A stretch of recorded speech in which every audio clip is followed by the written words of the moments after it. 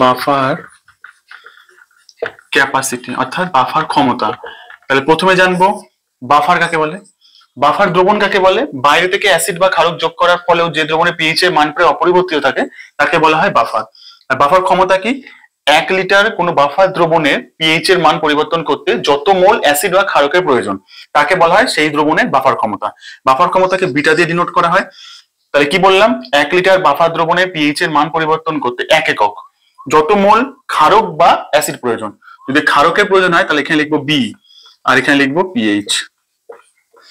আচ্ছা, আর এটা ডিএ, এটা হচ্ছে অ্যাসিড প্রয়োজন।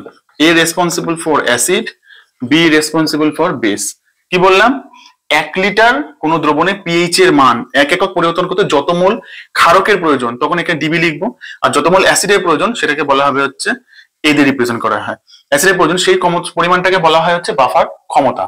যে দ্রবণে বাফার ক্ষমতার মান যত বেশি তার পিএইচ পরিবর্তন করে তত পরিমাণ অ্যাসিড বা ক্ষারকের প্রয়োজন। এই পর্যন্ত আছে ক্লাস।